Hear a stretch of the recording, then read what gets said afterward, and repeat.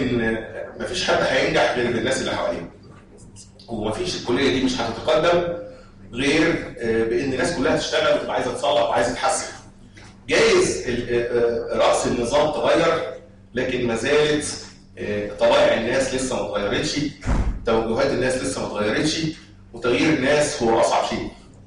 فهياخد بعض الوقت، في تحديات، في مشاكل، بس لو الناس كلها عندها نيه خالصه انها تصلح وانها تبقى مصممه ان الدنيا تبقى احسن، ان شاء الله باذن الله الدنيا هتبقى احسن. انا بكلمكم، انا اسف، انا عايز اكلمكم، مش هطول عليكم. انتوا دخلتوا الكليه، انا هتكلم على اساسا 3 جوانب. اول حاجه اللي هو الجانب العلمي. الجانب العلمي انتوا داخلين كليه عشان تبقوا دكاتره، وانتوا اصحاب يعني مجاميع كبيره ما شاء الله، فانتوا صفوه الصفوه يعني. وكل واحد داخل بامال كبيره جدا ان هو يبقى دكتور، وزي ما قلت لكم كده الامال الدكتور ديت سواء ان هو ال5 عين اللي قلناهم والميم والكلام ده، ان هو هيبقى عظيم وعياده وعزبه وعروسه وعريس وكده هوت. فده شيء جميل.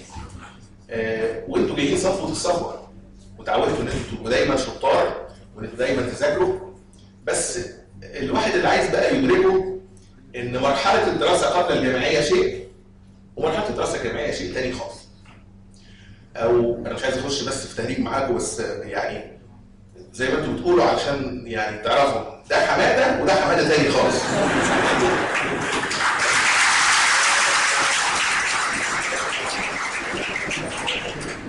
معاكم يعني واخد بالك ازاي؟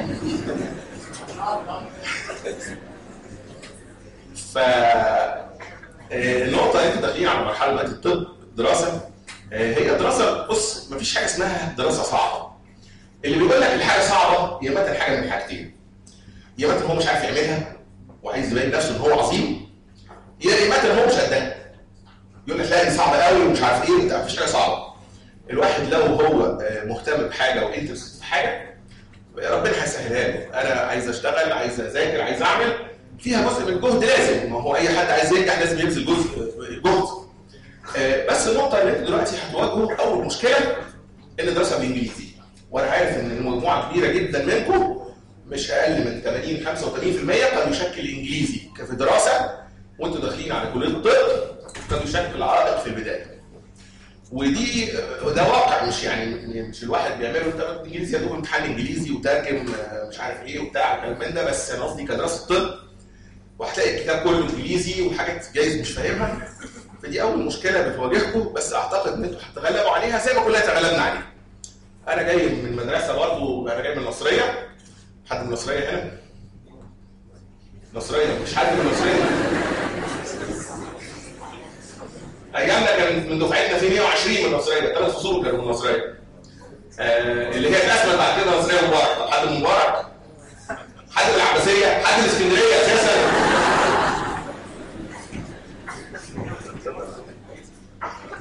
فنقطه الانجليزي دي هتتغلبوا عليها ان شاء الله.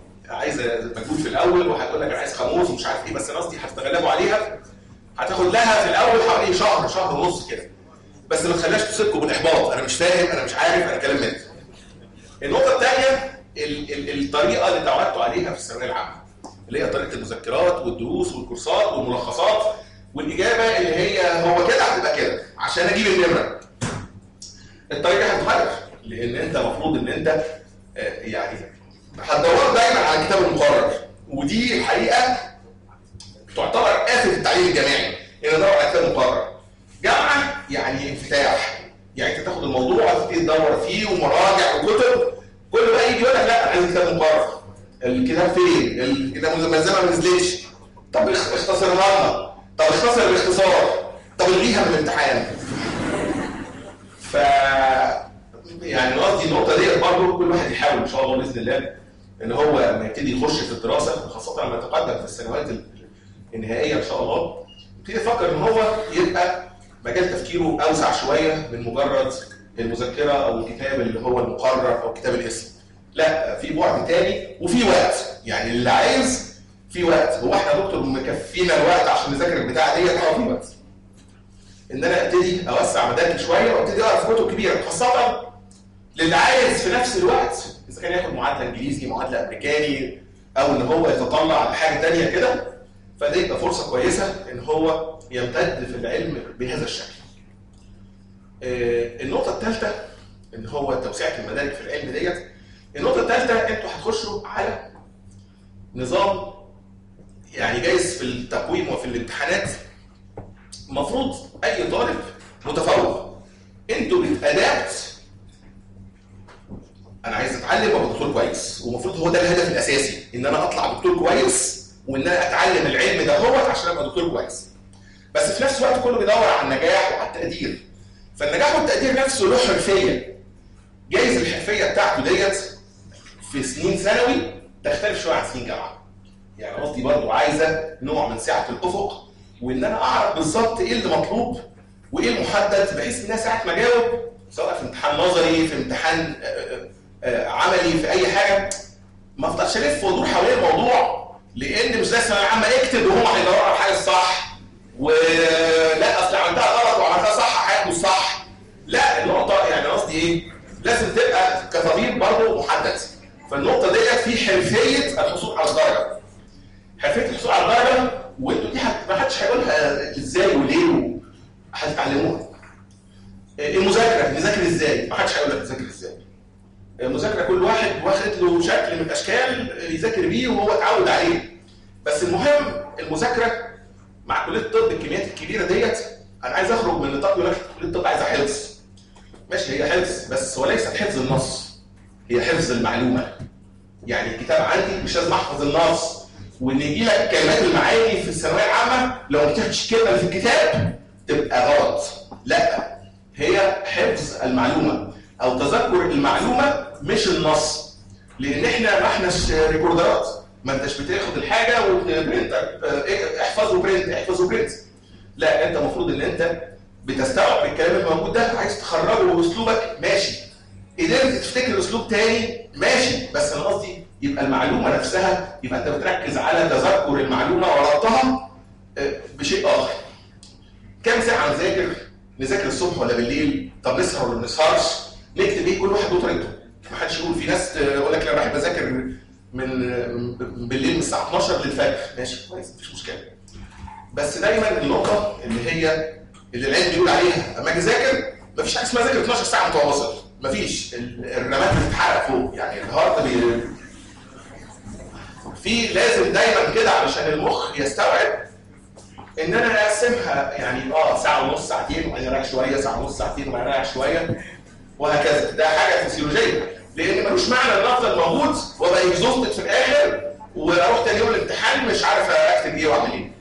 وبعدين انتوا داخلين في الطب بكميات كبيره. في مفهوم كده عند الطلبه كلها وانا كنت منهم، يعني ان انا ليله الامتحان لو ما قريتش كل حاجه مش هعرف اجاوب. ليله الامتحان لازم اراجع كل كلمه. طبعا ده طبعا شيء خيالي، يعني مش يعني حاجه غير مصدقه، يعني ان انت عايز تعدي على كل حاجه، وانت لو عديت على كل حاجه مش يعني انت بتفرج عليها. ولازم اسهر للصبح، لا والحته الشابتر ده هاخده من 5 ل 6 الصبح، وده في السكه للامتحان، وده ما فيش كده. وانا عملت كده، ما اقولكوش اني ما عملتش كده، يعني انا دايما بعمل كده يعني.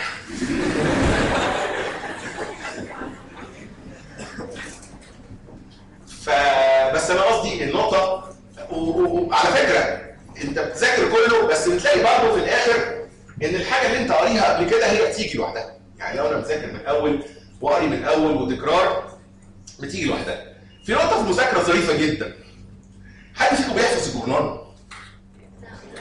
يعني احنا كلنا بنقرا الجرايد مش كده؟ وبنقرا الخبر على النت. حد عنده نيه انه يحفظ الجورنال؟ مفيش حد بيحفظ الجورنال، بس انت بتقرا الجورنال مره واحده، صح؟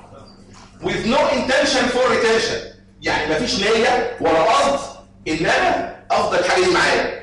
وقريته وسبته في البيت وجيت وتاني يوم اتكلموا بص لا شفت الماتش امبارح ده كان في الجورنال مكتوب ان ابو تريكه خد الكوره في الدقيقه 12 وحاول بيها مش عارف مين وشاطها وجات المقص وتقدر تقول الخبر كله زي بعضه. خبر في السياسه شفت ده حزب ايه مش عارف عمل ايه وعينه مين. انت ما كنتش ناوي ان انت تحفظ الكلام ده.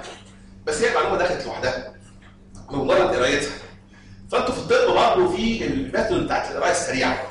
القرايه السريعه اقرا، مش لازم ابتدي بقى نذاكر انا قدامي ساعتين 20 صفحه اهو، لازم في اول ربع ساعه اكون مخلص صفحتين وابتدي صفحتين. كوزز اوف بليدنج واحد مش عارف ايه، اثنين مش عارف ايه هبدا كوزز اوف بليدنج واحد اثنين. الدنيا مش كده. اقرا قرايه سريعه الاول، ممكن تخش معلومات فيها زي جورنال، يعني اعتبروه جورنال، وان المعلومه ديت كده خدها في الاول قرايه سريعه، وبعد كده ابتدي اعمل عليها. ان شاء الله اقرا قرايه سريعه النهارده او قبل ما انام، وبعدين بكره الصبح ابتدي فيها تاني. فالقرايه السريعه ده تكنيك لو تقروا عليه يعني بيسهل كتير جدا. وانتوا عندكم النت دلوقتي واقرا في القرايه السريعه. كويس؟ في حاجه ثانيه اللي هي المايند مابس. عارفين المايند مابس؟ المايند مابس برضه دي الحاجات اللي ازاي تقسمها وتفرحها وشجره يعني قصدي دي حاجات فيه بتسهل وتساعد. وانتوا قبل الدراسه اسبوع بصوا في القصه دي ازاي انتوا تشتغلوا بيها حاجه تساعد. اللي عنده طريقه يذاكر بيها وماشيه مفيش مشكله. يعني مفيش مشكله. انا في سنه في بكالوريوس انا كنت بذاكر الجراحه، باخد كتاب الجراحه وبركب الترماي من سيدي بشر والف بيه لغايه فيكتوريا لغايه محطه الرمل ويرجع بيا سيدي بشر تاني، واقعد واذاكر في الساعه ونص دي 3/4 ساعه كده 3/4 ساعه كده. ما تسالنيش ازاي وليه، هي انا كنت بذاكر كده. بنزل في مشوار الترام كده اهو قدامي ساعه ونص عايز اخلص الحته دي، الدنيا دوشه والناس طالعه وعلى المحطه وبص يمين وبص شمال. هي كانت بتعمل معايا كده في فتره من الفترات كده في الجراحه، كنت بعمل كده. ما تسالنيش نجحت ما نجحتش. في ناس بتخطط، في ناس تكتب نوتس، في ناس تكتب كتاب فاضي، كل واحد وطريقته. في ناس يكتب ملخصات، في ناس تقرا من هنا ومن هنا ومن هنا وبعدين ما تكتبش حاجه وتجمعها في الاخر في الامتحان. ما فيش مشكله. يعني كل واحد يلاقي الطريقه اللي هي تبقى المثلى بالنسبه له واللي يقدر يشتغل بيها. ده الجانب العلمي، وفي حاجات كتير طبعا بس انا عايز القط كده بسرعه عشان الوقت. تاني حاجه الجانب الانساني، وزي ما كلمتكم انتوا اساسا هتبقوا اطباء، فدايما حط في بالك ان اللي هتعالجه ده او الانسان الشخص اللي جاي لك مريض هو جاي لك كمريض بيستنجد بيك، هو مش جاي يحدد وياخد ويدي معاك، هو جاي يستنجد. وانت بعد ربنا ان شاء الله باذن الله العلاج يبقى على ايديك. الانسان اللي جاي لك ده عامله ابوك زي ابوك، امك، ابنك، بنتك، اخوك، اختك، اللي ترضاه لحد من اهلك اعمله له. هو مش جاي لك عشان تهزقه او تعنفه او تحمل علاجه او ان انت لا، ده مجرد حتى انت لو مش قادر تعالجه، مش قادر تقدم له الخدمه اللازمه، مفيش امكانيات، انت في حته مش قادر تقدمها، ان شاء الله حتى بيموت وانت وقفت جنبه في ساعه الشده ومسكت ايده، هو هيبقى مقدر ليك جدا الكلام ده ان انت واقف جنبه للاخر، واهله هيبقوا مقدرين جدا الكلام ده. اللي ترضاه لاهلك عامل بيه المريض بتاعك، واعمل دايما ان انت توفي المريض ده حقه. انت يعني احنا يعني كاطباء بعد ربنا سبحانه وتعالى نكون سبب في شفاء هؤلاء المرضى.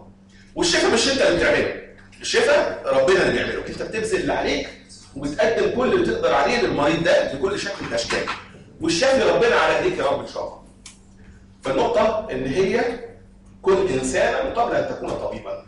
دايما فكر في النقطه دي ان انا اكون انسان، وما تخلوش ظروف الحياه يعني او ضغوط الحياه تخرجكوا عن الاطار ده، لان انت ساعات بتواجه بصعوبات وتحديات ومشاكل وانت تعبان ومرتب قليل والضغوط كتير، بس ما تخرجهاش. انت جايز تكون في بعض الظروف مضغوط عليك فيها او مش قادر توفي، بس ما تخليهاش تنسيك يعني الغرض الاساسي او الجزء الانساني الاساسي اللي في ضميرك تجاه العيان. اخر حاجه هو الجزء بعد العلمي والانساني هو الجزء الشخصي. انتوا جايين من ثانوي، كل واحد جاي من مجتمع يعني بشكل او باخر هو مجتمع محدود. يعني انا جاي من مدرستي في الاسكندريه، حتى من المنطقه الفلانيه، احتكاكي مع الطلبه والمجموعه اللي في الحي بتاعي، جاي من قريه، جاي من حته من البحيره كفر الشيخ. فالمجتمع محدود، والعلاقات الانسانيه في هذا المجتمع المحدود كانت لسه انت يعني يا دوب محدوده برضه. فانتوا هتيجوا الجامعه شيء اخر. الجامعه هتبتدي تلتقي بناس جايه من خلفيات مختلفه خالص، ابتديت هتلتقي بافكار مختلفه، باشخاص مختلفين هتحتك بيهم. الجامعه هي مفروض انها هي تبقى الفتره بتاعه الاعداد بتاعك اللي انت بتعد نفسك فيها لمقابله الحياه. انت بعد الجامعه هتطلع هتقابل الحياه. فالفتره دي مهمه جدا ان انت تعد نفسك لهذه الحياه. انت مش هتفضل طالب طول عمرك، انت هتطلع بعد كده هتبقى مسؤول. فانت لازم عملك في الكليه بجانب العلم ان انت تطلع دكتور كويس وان انت تعامل الناس كويس، ان انت تبقى برضه كشخصيه مستقله ناضجه تقدر تتعامل مع الحياه اللي حواليك. ودي وظيفه الجامعه. احنا ما احناش مدرسه. الجامعه يعني انت منفتح على كل الناس، منفتح على كل الافكار، منفتح على كل التوجهات. ده دورك ان انت تبني شخصيتك في الفتره دي. تبني شخصيتك ان انت هتبتدي تسمع من هنا وتسمع من هنا وتسمع من هنا، وانت ليك عقل يفكر انا اخد من ده ولا اخد من ده ولا اخد من ده. لبناء الشخصيه اول حاجه انت في مجتمع جامعه، والجامعه هي مكان الفكر المستنير، هي مكان الفكر المنطلق، هي في مرونه في التفكير والاستيعاب، ونبتدي كلنا نتناقش بكل الموضوعيه وبمنتهى الحريه. احنا بنتكلم كمجتمع جامعي، المفروض الجامعه دي هي برضه مش كليه الطب بقى، انا هتكلم عن الجامعه. الجامعه هي القمه الفكريه، المفروض انها اللي في البلد موجوده. فانتوا كخريج جامعه، وخلي بالكم الشباب مش ده الجزء الاقل هو اللي يخش جامعه، لكن اغلبيه الشباب في غير الجامعه. فانتوا المفروض انتوا هتطلعوا برضه الصفوه الفكريه في المجتمع لمجرد انكم خريجين جامعه. الصفوه الفكريه ديت بتفرض عليكم ان انتوا يبقى فيه نوع من النضوج العقلي والثقافي والفكري والمرونه والقدره على استيعاب كل المتغيرات. كلام كبير قوي مش كده؟ فالنقطه دي ان انت المفروض هتعد نفسك ليها. اول حاجه اتعود ان في دلوقتي اطار او يعني جو من الحريه ان انت تقدر تعبر عن رايك بكل وضوح وكل صراحه، بس خلي بالي ما اخلطش بين الحريه وبين الغوائيه او بين التعدي. لا، ده انا عايز حتى اروح لعميد الكليه قال له في كذا غلط وفي كذا غلط في كذا غلط، بس الكلام اللي بيننا كله وبمنتهى الحريه يبقى في اطار من الاحترام. احنا في جامعه يجمعنا الاحترام المتبادل بين الكل.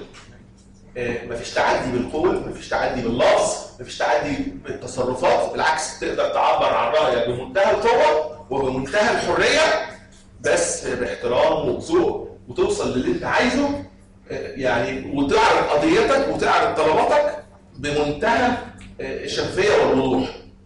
وبالعكس انت حتى لو في اي حاجه من الحاجات لا السكشن ده مش عارف في ايه، لا احنا عايزين ايه، الاحترام المتبادل وعرض القضيه حتى لو في خلاف.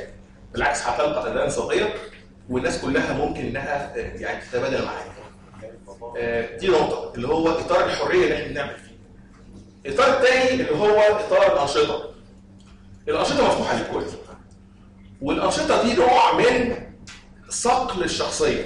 كل واحد في انشطه ثقافيه ورياضيه وفنيه واسر وحاجات دي اشارك فيها. بالعكس ما نزويش الكتاب هو هدفي الاساسي، لان الكتاب هيخرج جايز طبيب كويس بس جايز ما يخرجش شخصيه كويسه. دي الفرصه، خلاص نبعد عن الكتاب بقى. مفيش وقت يا دكتور، اصل المذاكره، اصل عندنا امتحان بكره، ما يمنعش. الشخص يقدر يوفق بينه ودي فرصته. بعد كده لما تتخرجوا خلاص انتوا المفروض تم بناءكم، المفروض انتوا اللي تبقوا العوامل المؤثره لا، ده انتوا ممكن تبقوا عوامل مؤثره وانتوا موجودين. يعني الشباب اللي موجودين في الكليه ربنا يبارك فيهم عدد كبير جدا ابتدوا يخرجوا ويعملوا قوافل وتوعيه ثقافيه ويعملوا ينزلوا المستشفى ويبتدوا يصلحوا فيها وطوارئ البطنه ويلموا. يعني قصدي انتوا بقيتوا نفسكم في الكليه، كل واحد يبتدي يطور شخصيته بحيث ان هو فعلا يستحق ان هو يكون شخص اما يقف في مكان يقدر ان هو لا يعبر عن نفسه، يعرض رايه، يعرض قضيته، يبتدي يساهم بفكره في تطوير المكان اللي هو فيه حتى على نطاق صغير. بالعكس متوقع منكم الكثير، والدور بتاعكم انتوا دلوقتي اهم من دورنا. دوركم ان انتوا اللي بتدوا الافكار ومش معنى انتوا لسه صغيرين 17 18 سنه. في حد 19؟ حد 19؟ قليلين. 18؟ لا دول كتير. كملتوا 18 يعني. في اقل من 18؟ احنا اتفقنا ان الطفل لغايه 18. اتفقنا ان الطفل لغايه 18، فاللي بعد 18 شدوا حيلكم شويه. شدوا حيلكم شويه. ممكن ما تعملوش حاجات دي لغايه 18 يعني. او تبقوا سابقين سنكم بقى وتنطوا سنه وكده. ف متوقع منكم الكتير. والمفروض ان كل واحد يحط هدف قدامه كده. هدف قدامه. الانجليزي فيه ضعيف يبتدي يحسن نفسه في الانجليزي. عايز ياخد لغات ثانيه ياخد لغات ثانيه. اللي حاسس في الكمبيوتر اللي هو عايز زياده في الكمبيوتر. الكمبيوتر بقى حقه حقيقي بقى اللي هي بقى تبتدي باوربوينت مش عارف ايه. كان الحاجات دي حاجات سهله بالنسبه لكم مش كده؟ باوربوينت والاكسل والكلام ده ولا لسه شويه؟ ولا كله فيس وخلاص؟ فانا قصدي دي مساله مش هتتعبوا فيها يعني. فانا قصدي اي وسيله الواحد يقدر يطور بيها شخصيته ويضيف لها يعني اذا كان مهارات بشكل معين او حاجه يضيفها لنفسه هو ده الوقت ليها. لان انت ساعه ما هتتخرج هتبتدي تشتغل بقى في توجه حياتك. هشتغل ايه؟ هعمل ايه؟ وانتوا لغايه دلوقتي كطلبه هي الدنيا ماشيه بيكم كده. يعني قصدي مفيش اختيارات. يعني انت ماشي لسه دلوقتي وهي الدنيا ماشيه كده. انا كنت في مدرسه جبت مجموع عالي دخلت كليه الطب الكليه ماشيه جبت تقدير. الاختيارات هتبتدي تواجهكم عند التخرج. طب انا هفضل، طب انا هشتغل ايه؟ طب انا انهي تخصص؟ طب انا هسافر بره ولا لا؟ هخش الجيش ولا مش هخش الجيش؟ طب انا هشتغل في وحده ولا قريه؟ هسافر دوله عربيه؟ لا هعمل المعادله. الاختيارات هتبتدي من بعد ما تتخرجوا ان شاء الله. لو انت مش معد مظبوط او ان انت هيأت نفسك، عليك دور بالتاكيد. كل شخص عليه دور ان انت تعد نفسك مظبوط لاتخاذ هذا القرار في وقتها. هتبقى في مشكله. احنا موجودين مع بعض. بقول لكم اهلا وسهلا بيكم في الكليه. لو في اي حاجه هتلاقوني يعني قصدي في المكتب مفتوح هاجيلكم ويسعدني في اي وقت ان يبقى في تواصل بيننا باي شكل من الاشكال. بشكركم جدا جدا جدا وسعيد ان اكون معاكم دايما. كل سنه وانتم طيبين.